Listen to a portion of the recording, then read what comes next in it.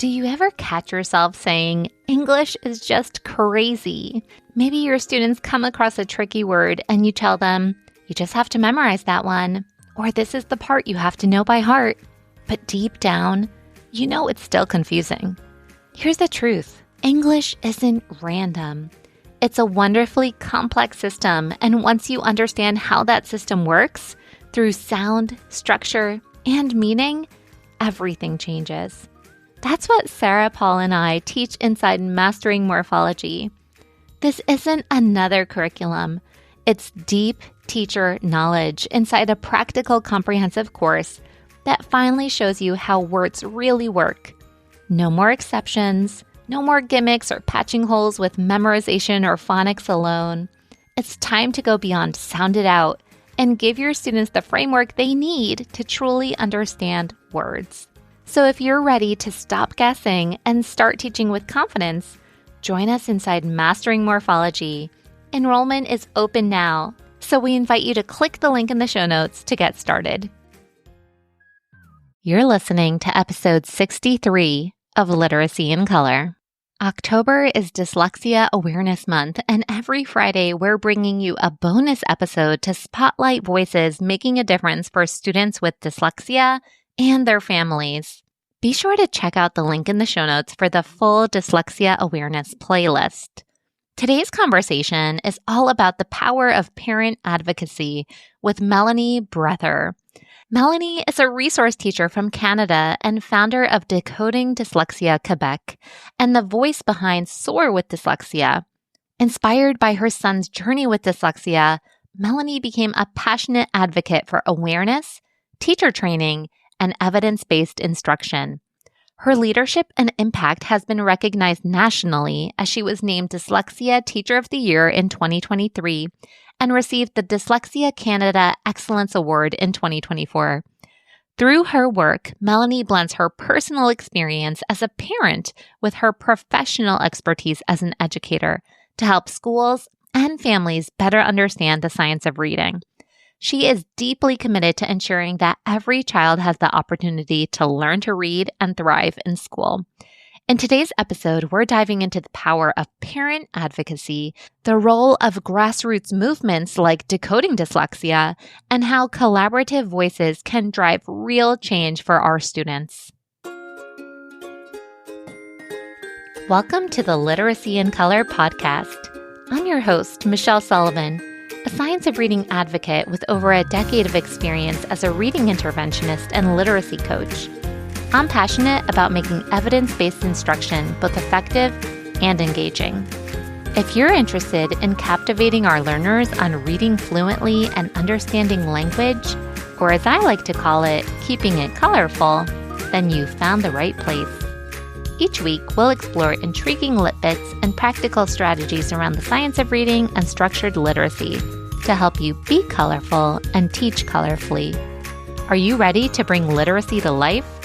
Let's color outside the lines and make an impact together. Hello, everyone. Welcome back to another episode of Literacy in Color. We are continuing our Dyslexia Awareness bonus series.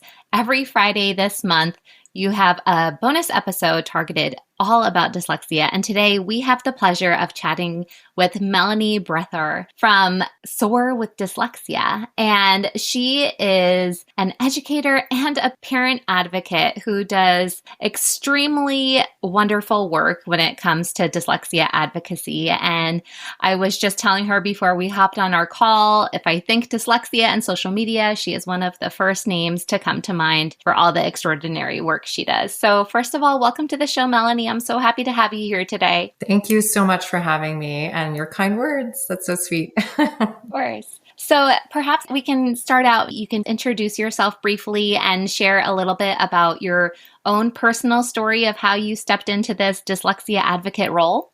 Yes. So I'm going into, I think this is my 22nd year of teaching. I've taught many different grades over the years, but the last 13 years I've been an elementary resource teacher. I consider myself now like a true interventionist as I've learned about the science of reading And my son, he is now 15, but when he started kindergarten, I noticed he was having a lot of difficulty just acquiring, letter names and sounds. And I definitely knew there were some red flags. I think the teachers as well.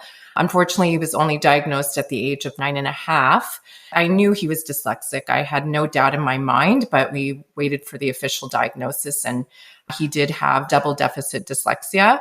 So he's severely dyslexic. He's made such wonderful progress, but it was that moment in time that I became, the word I would always use is obsessed, to learn more about dyslexia, because even as a teacher, I didn't know a lot about dyslexia. I think I only had one course and touched upon it a little bit in my university program. And unfortunately, I wasn't taught anything about the science of reading, which is the body of research into how we learn to read. So I was teaching my son really ineffective teaching strategies that I was taught in my university program. I watched a webinar 101 on dyslexia, and I think that was the moment that my life changed. My son's life changed too, because I wanted to know how to help him, but it also helped me as a teacher. And that's how I fell into just sharing as much information or resources with teachers as well, but parents, because I thought, wow, here I am, an elementary resource teacher who should know all this, and I didn't. And I always thought, how are parents going to help their own child with any background in education? And that's my little story. And he's really my why for everything that I do for advocacy and just sharing as much information as possible. Well, congratulations to you in stepping into this role. And I'm sure that has been such a difficult journey to navigate, but what a powerful story that is. I feel like so many educators too, who I've spoken with over the years, have that similar story. I'm a teacher. I am supposed to know this stuff and how to address students' needs. And then oftentimes it's a family member where 1 in 5, it's common. Yes. Yes, exactly. I know lots of teachers within my own school board and meeting so many people online too, and sharing a very similar story as well. Yeah. So with your parent hat on and your teacher hat on, I really love that you are in this role to support parents who might be unsure of where to go to or where to turn to or how to address their child's needs at home. So what do you really want parents to know in the early stages of trying to figure things out if they're suspecting reading difficulties with their children? Well, we know that 1 in 5 people have dyslexia. It exists on a continuum from mild, moderate to severe. So it's very different from each individual. But I think one is knowing that they're not alone. We know that 1 in 5, sometimes you do feel alone, especially if it's something that, you're not talking about or sharing. Parents might feel ashamed even, because it does run in families, but they need to know that this is nobody's fault. Your child's brain is wired differently, and it can be rewired. They will be able to learn how to read. Being patient also, and learning about dyslexia really helped. Even myself as a teacher, I would be doing homework with my son, and my level of anxiety and stress would kind of go up because I knew he was struggling. He was getting frustrated. I was getting frustrated, shedding some tears even at the table together. So knowing that it's not their fault, this is not about their intelligence, this is not about them, just try harder. I remember even saying, you just read that word. I don't understand why you're having difficulty. So I want parents to know that, one, they're not alone. There's no shame, no blame. If you have dyslexia, it's something that you can also tell your child, knowing that they're not alone in this either. And that's just really important for parents to share with their child the diagnosis of dyslexia. When I told my son he had dyslexia, it was almost like a weight was lifted off his shoulders. So it's important to share that information with your child and the school, obviously. But parents have so many options. There's so many wonderful organizations that we will be talking about as well later on, but they're not alone, knowing that this is nobody's fault. I have had people ask me, did you read to your child? I did. There's no blame, no shame. So that's really important for parents to know.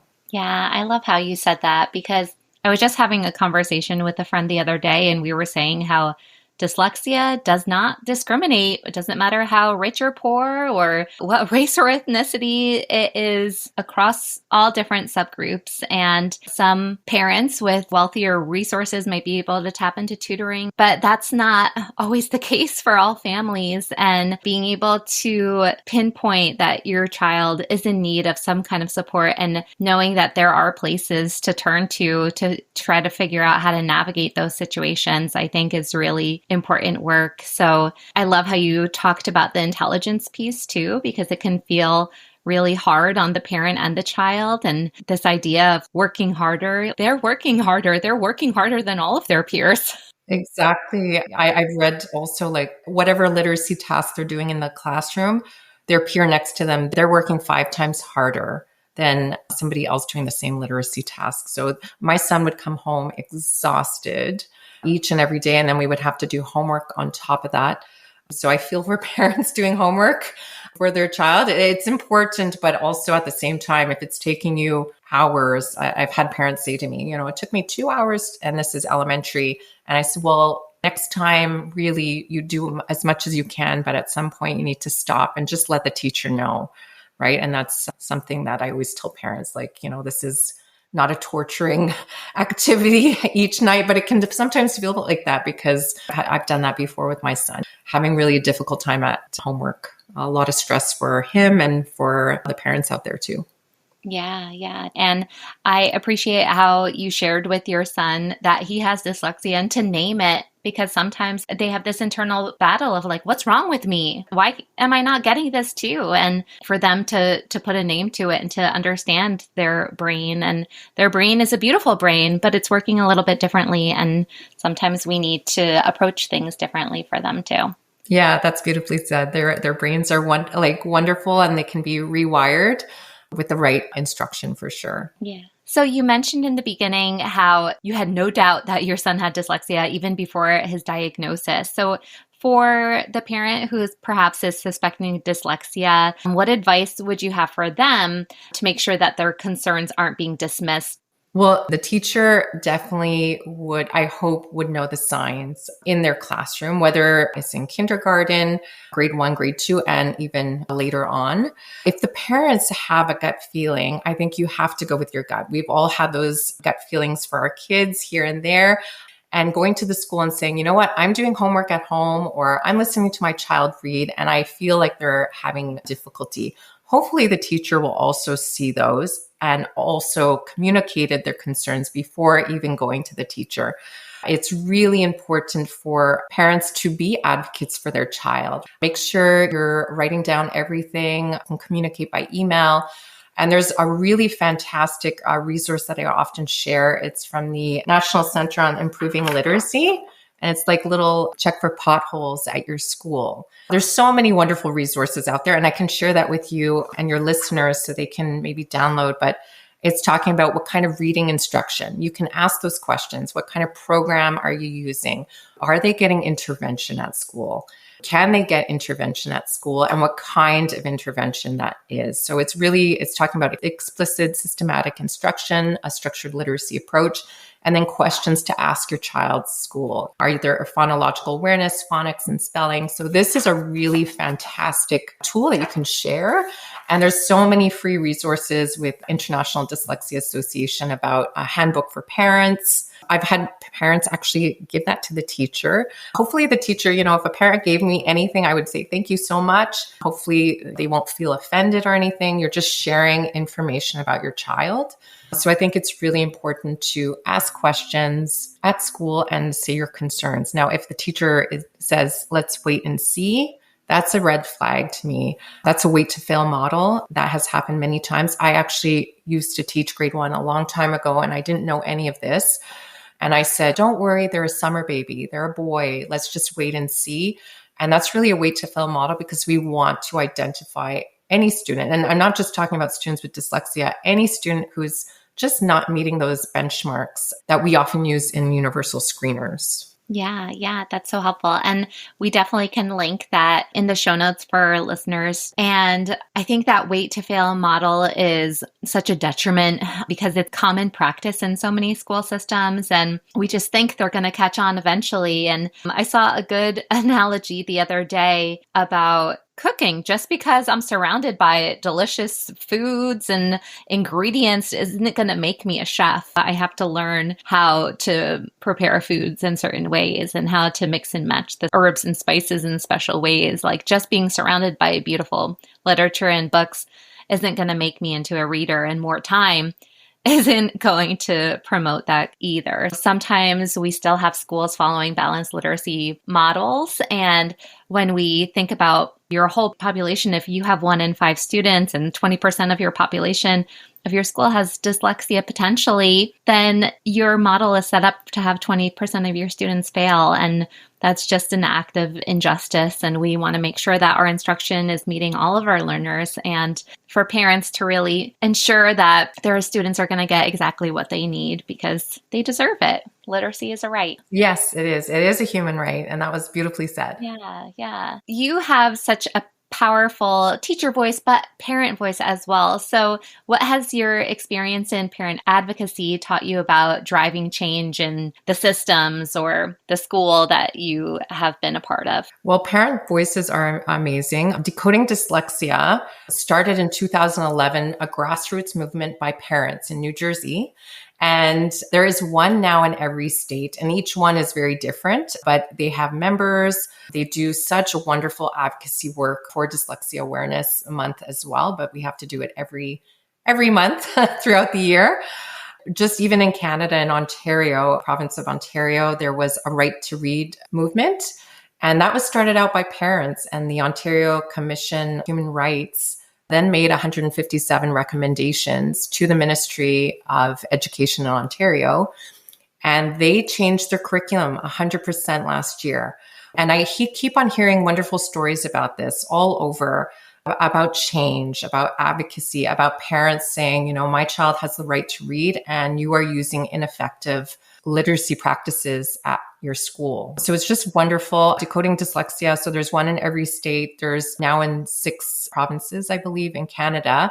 And I started Decoding Dyslexia Quebec Facebook page because I felt, again, here I am as an educator. I didn't know how to help my own son. So I wanted to be able to share resources and information with parents as well, and answer questions if they have, to know that they're not alone. It's incredible. Parents have such a powerful voice, and often you might feel alone, but that's the wonderful thing about social media and the internet is you can join online, you can join a group, there's groups online that meet up, and just knowing that you're not alone is really important. But share your story. That's the best.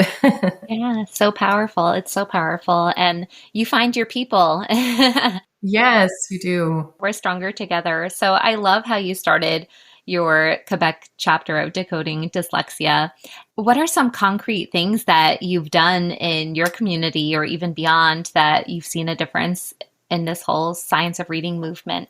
Well, I started the Decoding Dyslexia. It's a Facebook page, and it was really just to share information with parents. But I do have a lot of parents write me often, and I do take the time to write parents back, give them suggestions on what they can do.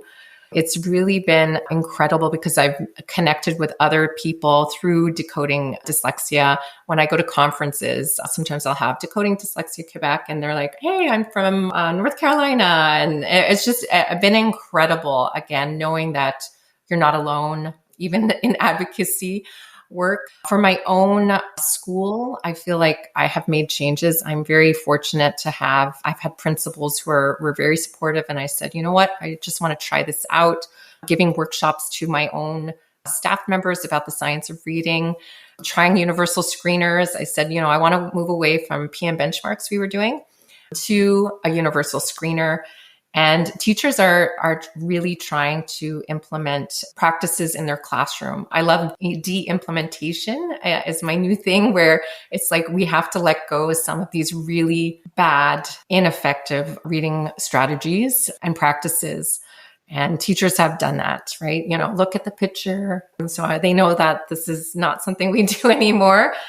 But change does take time. I find teachers have so much on their plate. It's incredible, the needs of students. I find there's so much more over the last few years. I don't know why, but adding more to their plate too. It's like, okay, let's do this professional development. And many of them are on board, but we have to make it available to teachers and give them the time to learn, right? You can't learn everything overnight. So it's really important that just maybe stop doing a few things. I would probably suggest first, that's the easiest thing to do. And then listening to some amazing podcasts is always my favorite thing to do and multitask. I learned so much. Change does take time, but I've seen it firsthand. We have the data to prove it too. That's amazing. And when change does take time, I feel like people are able to see the results slowly and get more buy-in slowly and say, oh my goodness, this is working. And then we gather more of our voices together and be able to make more of an impact. And I think too, when you always have your why at the forefront, like in the beginning, how you said your son is your why, to know that this work truly matters. And it's not just, some places have legislation like, oh, get rid of your curriculum. We're doing this now. And That's true. Time to move on. And teachers who have been in the game a long time, they're like, oh, pendulum swings back and forth and this new thing and that new thing. But we need to be mindful of, how does the brain actually learn how to read? Like, this is not a pendulum swing. This is not just a change of programming. It's an understanding of the underlying functions of how every brain is learning how to read and making sure that all students have access to a learning experience that's going to set the conditions straight.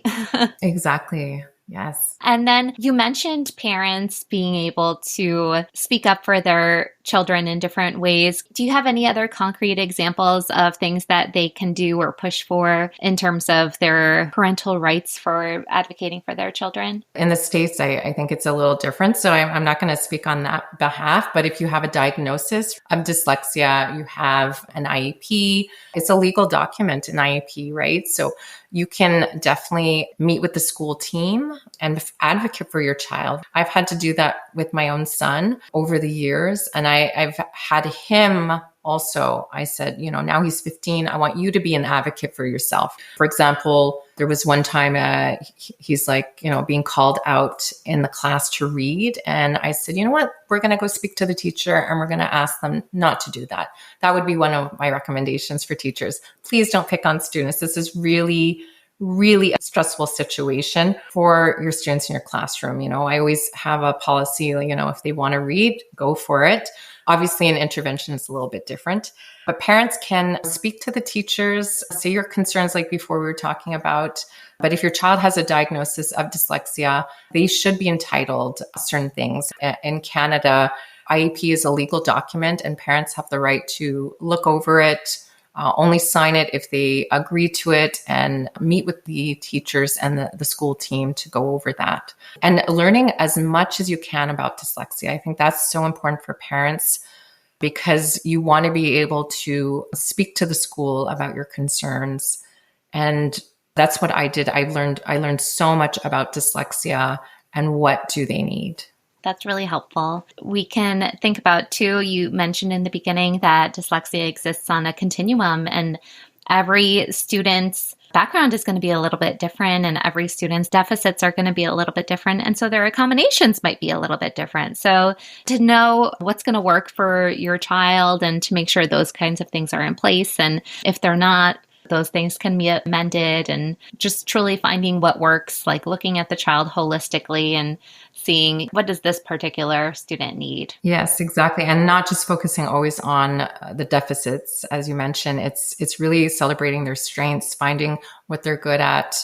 At school, that would be amazing for teachers to really, wow, you're an amazing artist or you're fantastic at sports. I had so many students that love drama and just find their strengths. It's really, and as parents, I think that's a number one I would do too. It's, we focus on always what students or maybe your child's like, oh, you're having difficulty with this, and this, but you're so amazing at this, and finding what they're really good at and celebrating that is so important because the social emotional piece, teachers don't always see that. They might see it different ways at school. We have a lot of, absenteeism, students being late, going to the bathroom, behaviors as well. And those are all pieces of, anxiety or stress. But at home, we see a whole different perspective as parents. And it's really hard watching your child at 6 years old not want to go to school. It's like, breaks your heart. Yeah. To be aware of all of the masking and to know that there's underlying reasons for that. Yeah. I love how you talked about parents having that gut feeling. Nothing rings true, or parents always know. Yes, exactly. And I mean, we do the homework at home, right? And it's like, okay, it's taken them so long to do that. Or you have your child read to you, when they're struggling, when they can't sound out a word, or it's very slow and laborious. And then you communicate that to the teacher and say, you know what, it's taken my child, an hour, or they didn't even finish, or they didn't get to it. And that's a real sign too. They're not independent at home, and you have to sit right next to them to do pretty much everything. That's definitely a sign. So always go with your gut. And you might see things like right in front of you that you can share with the classroom teacher. And so for parents or educators who perhaps are interested in getting involved with Decoding Dyslexia, so yours is a Facebook group anyone can join from any part of the world, right? Yes. Yeah, definitely. And there's one in every state, as I mentioned. Each one is very different in terms of their model. You're not alone. There's so many wonderful, incredible resources out there that it can be a little overwhelming. I find sometimes it's like, okay, you can just, Google or put in ChatGPT, like what organizations can help me. There's even free courses online as well, which are wonderful. So many incredible organizations out there. So you can join even on Facebook. You just write Decoding Dyslexia and your state or your province. Hopefully you have one in your province. And you can join that and share. Often I've joined many because I wanted to see how they work. And then at the beginning, I did not start Decoding Dyslexia Quebec, but I needed support as a parent, and just read the comments sometimes maybe that's all you need, right? Yeah. You don't have to be an active participant always. Exactly. You don't have to be an advocate. You can just know that you're not alone. And there's wonderful community out there. And over the years, I've met so many incredible educators and parents out there, and their stories will break your heart, what some kids have gone through and parents have gone through watching their child struggle. It's really, again, a continuum of everything, right?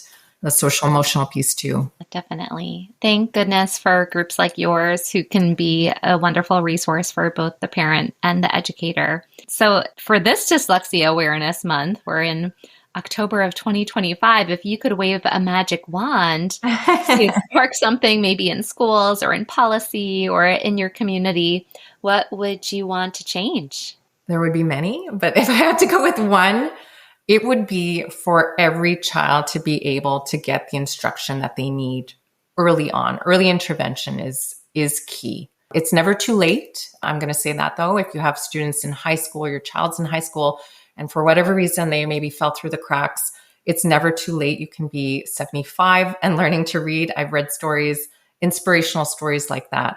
But it's really the systematic, explicit instruction that these kids need to rewire their brain. That would be my magic wand, because we know that, as you mentioned before, many parents cannot afford private tutoring, and many parents can, and their child does improve because they're getting that, hopefully that double dose in the classroom, and then whether it's intervention, and then even outside the home if they can afford it. So to me, again, reading is a human right, and we have to get it right. We really do as teachers. I'm really hoping that the university programs out there for new teachers are learning about this and teaching this to our new pre-service teachers out there. So that would be my magic wand, because they need that solid core classroom instruction and the intervention. That would be one. I love that. I couldn't have said that better myself. And I am here wishing for all of that right alongside with you. And I'm really hopeful that it'll be the case in the years to come. I hope so. I always feel, what you have this community of science of reading people and dyslexia. And then you're like, wow, we're making huge changes. And I think we are. But then every once in a while you hear something and you're like, oh, or a comment. And I think I shared something like that the other day, where if you listen to Mozart playing the piano, are you going to learn the piano? And then I had quite a few people upset by me sharing that information because it was sounding like, well, don't bother reading to them. And I said, no, that's not the point of the post. It was about reading, like explicit, systematic instruction that students need. Yes, reading aloud to your child in the classroom has so many benefits, and it should be done daily or multiple times in a day. So it was just interesting that there's still so many misconceptions out there when it comes to dyslexia and to the science of reading, which is the body of research into how we learn to read. So no, it's so true. So powerful. What's that quote again? It's like beneficial for all, but crucial for some. yes, yes. At school, you have a class of 20, or I mean, some classes are even bigger depending on the grade you teach or the state you live in. But this benefits everybody, every single student, right, in your classroom. And giving that core classroom instruction is key, because you cannot fix everything with intervention. It's impossible. And I've seen that firsthand. But once the teachers were learning about the science of reading and implementing, whether it's evidence-based programs or just letting go of some really bad practices, we've seen students fly. It's been incredible, seeing that and seeing that data, right? For me, data is a magic crystal ball. It's amazing. So that would be something too. Maybe my second magic wand would be universal screeners for everybody. And because that way you can see which students are making progress, which students are not, and any students who might be falling through the cracks. Definitely. And our prodigy Mozart kids are going to learn to read no matter what the approach is. And I think that's an important thing to take into the back of our minds, because I've heard arguments too, like, well, do we have to change our whole school approach just for these kids? And that's not the right mindset. The right mindset is to say, hey, our tier 1 instruction is reaching majority of our students, and all kids can learn to read if we give them the right kind of supports. Definitely. I've heard that as well, that quote by some people. And it just made you like, what are you saying? This is incredible. And like you said, the Mozart, there are some kids that do pick up reading. Maybe they just need that one pathway once and they were done, or decoded once and they were fine, which is incredible, because I've seen that kindergarten students coming in reading chapter books and you're like, how is this possible? And then this little guy or girl next to him doesn't know the first letter of their name. It's just incredible how the brain is when it comes to reading. It really is. And I would say too, even for those students who come in very early readers, like you said, the kindergartner reading chapter books, to me, like their hyperlexic brains are still noticing the patterns. Like they're still seeing those patterns. They're not just memorizing words either. So it's just, they figured it out in a different way. But it's not to say that their brain didn't crack the code. It did. It's not memorizing words like a balanced literacy approach would promote. Yes, exactly. And we have so many students that can read, but they don't understand what they're reading as well. So there's so many things that as educators, we can help those students, whether it's enrichment or comprehension, so many wonderful things that we can do to help support them, whether they're still learning how to decode a simple CBC word or are reading a chapter book. Absolutely. Meeting them where they are. And that's why the screening and the diagnostics are so important. We're letting the data drive all of the work that we're doing.